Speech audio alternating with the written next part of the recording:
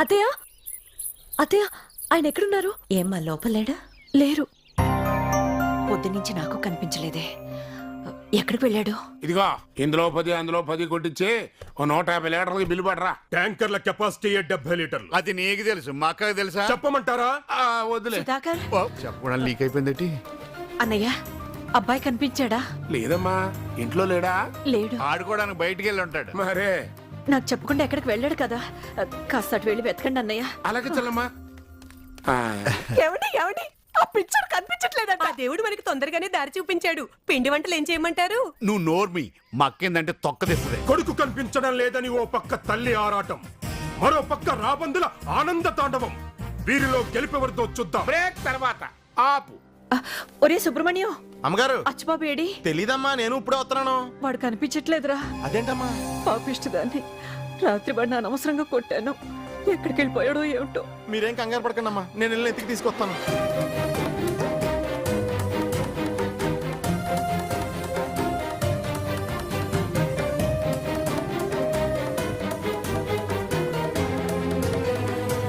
కనిపించాడా? లేదు. ఎటు వెళ్ళిపోయాడో ఏమిటో. రండి. అమ్మా ఏమండే మాస్టారు? నేను మాస్టర్ నీకెలా తెలుసు? నా దగ్గర చదువుకున్నావా? ఏమండే, నా ముఖం చూస్తుంటే చదువుకున్న వాళ్ళ కనపడుతున్నా? చదువు అనేది మా ఇంట్లో వంటలేదు. సరే గానీ ఈ కుర్రోని ఎక్కడైనా చూసారా? మీరు కానీ అమ్మాయిని చూసారా? ఆహా, ఫిగర్ సూపర్. జంప్ జిలానియా? కరెక్ట్. ఆ జలాని గాడితో లేచిపోయి ఉంటది. నేను ఏదో అంటే ఏదో అనుకుని వెళ్ళిపోతున్నాడేంటి? హ, మా అచ్చిబాబులు అంటూ చాలా మంది ఉన్నారు ఇక్కడ. కనిపించాడా? లేదమ్మా, ఇటువైపు ఎదుగుతాం కదా. ఏమండి ఈ అబ్బాయి? నాకొద్దు. అచ్చిబాబుకి ఏం జరగదులే వదినా, తప్పకుండా తిరిగి వచ్చేస్తాడు. అత్తయ్య నిన్నటి నుంచి ఏమీ తినలేదు, కాసిన పాలు తాగండి. నాకొద్దమ్మా. గొడ్డొచ్చిన వేళ బిడ్డొచ్చిన వేళ అంటారు. ఏ ముహూర్తాన్ని అడుగు పెట్టిందో మహాతల్లి. ఎప్పుడు పల్లెత్తు మాట కూడా అన్న మా వదిన చేత బిడ్డను కొట్టించింది. హేమ, నోటికొచ్చినట్టు వాక్కో. మీకు నా కొడుకు మీద అంత ప్రేమ ఉంటే వెళ్ళి వెతకండి, లేదా నోరు మూసుకుని కూర్చోండి. అంతేగాని నా కోడలు ఏదన్నా అంటే ఊరుకోను. ఊరుకోండి వదినా, అదేదో అల్లుడు కనిపించట్లేదని ఫీలింగ్ ఎక్కువై అలా అంటుంది. చలమా చలమా అక్క, చలమా. ఏమన్నయ్య, కనిపించాడా? లేదమ్మా, కానీ చిన్న క్లూ దొరికింది. మన అచ్చిబాబు నిన్న లాక్కుల దగ్గర కలకత్తా వెళ్ళి అరటికాయలారేకి వెళ్ళిపోయాడంట. మన సెల్సూర్ గారు చూసి చెప్పాడు.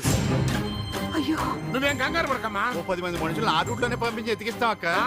కాకపోతే జేబులో డబ్బులు అయిపోయినాయి. ఎంత ఖర్చు అయినా పర్వాలేదు, ముందు మనుషులు పంపించు. అలాగే. ఒక 50,000 సరిపోతాయా? చాలు. అమ్మా, వెళ్ళి డబ్బులు తీసుకురా.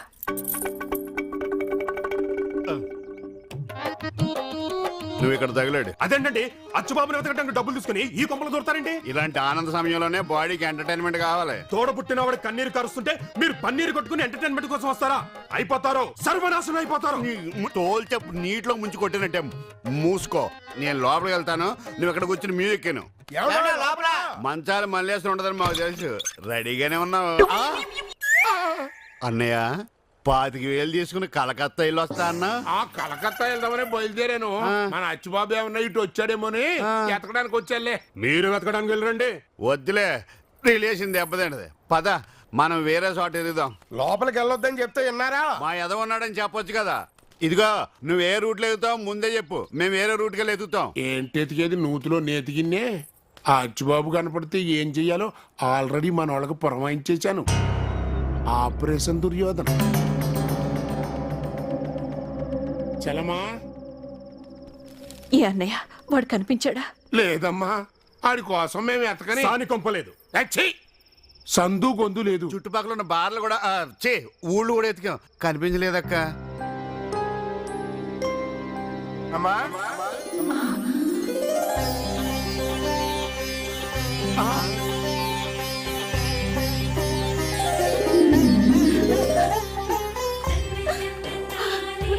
ఒరే నాన్న, నా బంగారు కొండ, ఎక్కడికి వెళ్ళిపోయావురా? ఏమైపోయావురా? నీకోసం నేను ఎంత బెంగెట్టుకున్నాను తెలుసా? ఊరు బయట వదిలేసి వచ్చిన పిల్లి మనకంటే ముందు ఇంటికి చేరిందన్నట్టు ఈడిలా వచ్చేసాడట్రా. అమ్మా గాయత్రి, అబ్బాయి వచ్చేసాడు. వచ్చేసాడు. బాబు నీకోసం చేయని పూజ అంటూ లేదు, మొక్కని దేవుడు అంటూ లేడు. మరే మళ్ళీ నేను ఇలా చూస్తుంటే కడుపు నిండిపోతుంది. అసలు ఇంటికి ఎలా వచ్చేవాళ్ళు? ఆడు తీసుకొచ్చాడు. ఎవరు?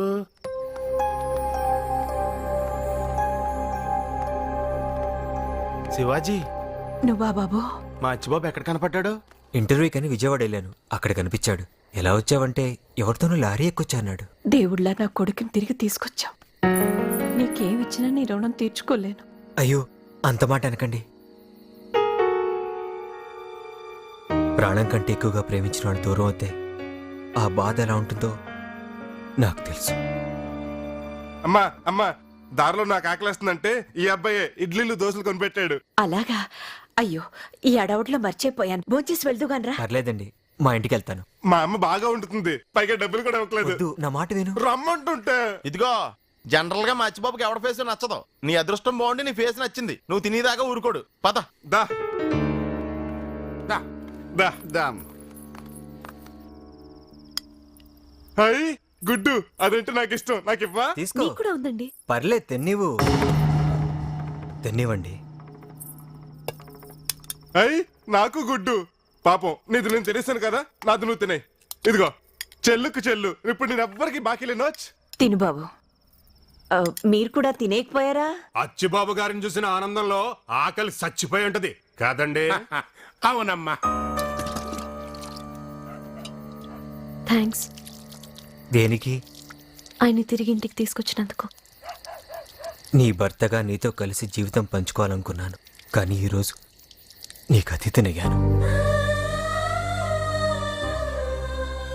మన ప్రేమ ఫెయిల్ అయినందుకు కాస్త బాధగా ఉన్నా, నువ్వు జీవితంలో స్థిరపడినందుకు ఎక్కువ సంతోషంగా ఉంది. కేవలం కడుపు నింపుకోవటమే జీవితంలో స్థిరపడ్డం అనుకుంటే నా అంత అదృష్టవంతురాలు ఎవరూ ఉండరు. నువ్వేమనుకోనంటే ఒక చిన్న మాట. ఏమిటి? ఆయనతో పరిచయాన్ని ఇక్కడితో వదిలే. దీన్ని అడ్డు పెట్టుకొని తరచూ నువ్వు ఇంటికి రావద్దు. మర్చిపోతున్న గతాన్ని మళ్ళీ గుర్తు చేయొద్దు.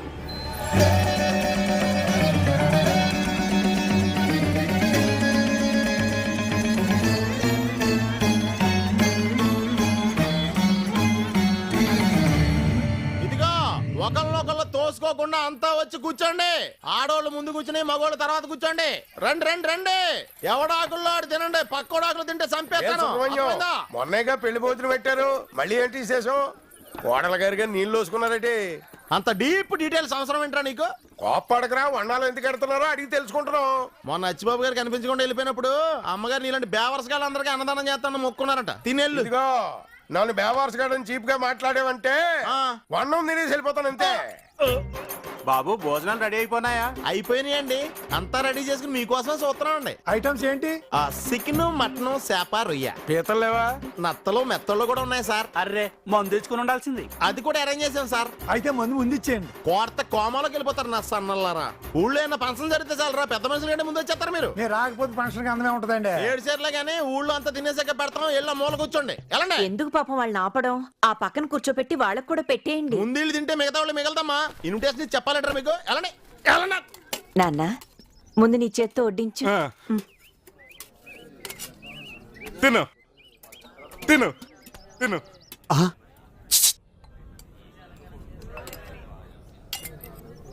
అల్లుడు, ఆ, మనం నువ్వు కనిపించకుండా ఎక్కడికి వెళ్ళా? అమ్మ కుట్టింది, కోపం వచ్చింది, లారీ ఎక్కాను, తుర్రమని వెళ్ళిపోయింది. అదే విజయవాడ వెళ్ళుంటది. మరి అప్పుడు నీకు ఆకలే లేదమ్మా? బాగేసింది. ఒక అతన్ని అడిగాను, పెడతాను రా అని హాస్పిటల్ తీసుకెళ్లి నా పొట్ట కోయించి పాలు రొట్టె ఇచ్చాడు. అంటే నీకు పిల్లలు పట్టకుండా కుటుంబాన్ని ఎంత ఆపరేషన్ చేయించారని మాట. కొంప మునిగింది. అమ్మా చలమా, ఘోరం జరిగిపోయింది. మన అచ్చిబాబుకి ఎవరో పిల్లలు పట్టకుండా ఆపరేషన్ చేయించారంట. ఏమిటన్నయ్యా, నువ్వు చెప్పేది నిజమా? నిజమేనమ్మా. మీ అబ్బాయికి వ్యాసెక్టమీ ఆపరేషన్ జరిగింది.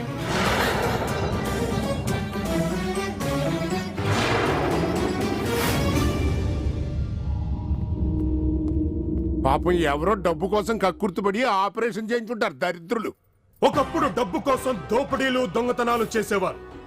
ఇప్పుడు ఆస్తుల కోసం అయిన వాళ్లే ఆపరేషన్లు చేస్తున్నారు. అమాయకులారా, బీ కేర్ఫుల్. ఎదురు తిరిగితే చంపేస్తామని బెదిరిస్తున్నారట టీవీలో చెబుతున్నారు. పాపం అచ్చుబాబుకి జీవితంలో తండ్రి అయ్యే ఛాన్స్ లేదు. దేనికైనా యోగం ఉండాలి. మరే కొందరుంటారు కాలు పెడితే అంతే. ఎదలో సిరుములేదో గుచ్చేసి పోతే అది ప్రేమే, మాదిలో చిన్ని మౌనాలే మాటలతో యుద్ధం చేస్తే ప్రేమ.